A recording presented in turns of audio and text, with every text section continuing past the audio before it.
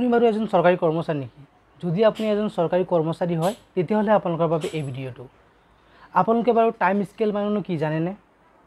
Time scale আপোনালোকৰ কেতিয়া লাগে আপোনালোকে গম পায়নে? আৰু টাইম স্কেল আপোনালোকৰ লাগিলে আপোনালোকে তাত আপোনালোকৰ কি লাভালাভ হয় আপোনালোকে গম পায়নে?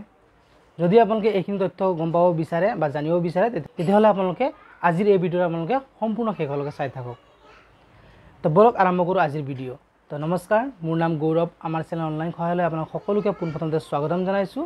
তো বন্ধু বান্ধৱীসকল, টাইম স্কেল হৈছে যে আপোনালোকৰ প্ৰত্যেকটো অনুষ্ঠানৰ কাৰণে বিভিন্ন ধৰণৰ নিয়ম প্ৰযোজ্য হয়। কিছুমান অনুষ্ঠানত আপোনালোকৰ 8 বছৰ লাগে বা কিছুমান অনুষ্ঠানত 10 বছৰ বা কিছুমান অনুষ্ঠানত 12 বছৰ। মিনিমাম ধৰি লৈছোঁ মই প্ৰত্যেকটো অনুষ্ঠানৰ কাৰণে 10 বছৰ কমচে কমটো আপোনালোকৰ চাকৰি কাৰ্যকাল হ'বই লাগিব। নিয়মীয়া হিচাপে আপোনালোকে 10 বছৰ চাকৰি কাৰ্যকাল আপোনালোকে এটা অনুষ্ঠানত নিয়মীয়াকৈ সম্পূৰ্ণ কৰিব লাগিব। তাৰপিছত আপোনালোকে এই টাইম স্কেলৰ সুবিধাটো লাভ কৰিব পাৰিব।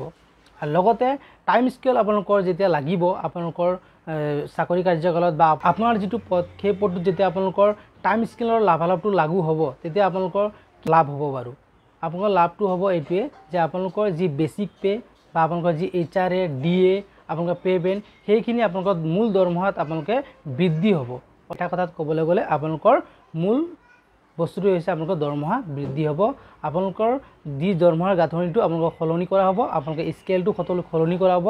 নামেই হৈছে আপোনালোকে গম পাইছে টাইম স্কেল, অৰ্থাৎ আপোনাৰ টাইম অনুযায়ী প্ৰত্যেকটো অনুষ্ঠানৰ বাবে বা প্ৰত্যেকটো বিভাগৰ বাবে আপোনালোকৰ চাকৰি কাৰ্যকালটো বেলেগ বেলেগ ধাৰ্য কৰা হয়। অৰ্থাৎ আপোনালোকৰ কিছুমান ডিপাৰ্টমেণ্টত আপোনালোকৰ 8 বছৰ, কিছুমান ডিপাৰ্টমেণ্টত আপোনালোকৰ 10 বছৰ ধৰা হয়। আৰু মিনিমাম এনেকুৱা আপোনালোকৰ ধৰি লৈছোঁ মই 8 বছৰ কাৰ্যকাল আপোনালোকৰ হ'ব লাগিব নিয়মীয়াকৈ। আপোনালোকৰ যি 8 বছৰ কাৰ্যকাল হয় তেতিয়াহ'লে আপোনালোকে কি কৰিব পাৰিব, এই টাইম স্কেলৰ সুবিধাটো আপোনালোকে ল'ব পাৰিব। অৰ্থাৎ আপোনালোকৰ বিভাগৰ ফালৰ পৰা আপোনালোকৰ কাৰণে যাৱতীয় নথি পত্ৰ আপোনালোকৰ বিচৰা হ'ব। আমি এটা নটিফিকেশ্যন পাইছোঁ, এই নটিফিকেশ্যনটো কি আমাৰ মোবাইল স্ক্ৰীনত চাব পাৰিছে।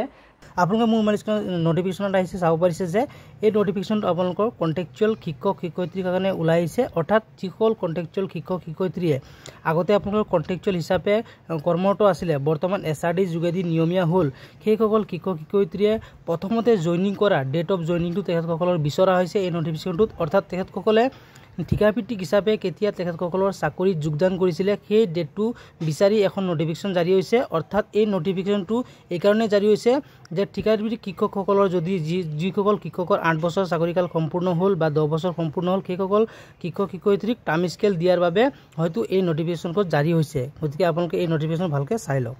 এই ভিডিঅ'টো খবৰটো তথ্যটো আপোনালোকে সকলো বন্ধু বান্ধৱীয়ে পায়। আৰু লগতে আপোনালোকে কমেণ্টত জনাব কেনেকুৱা হৈছে।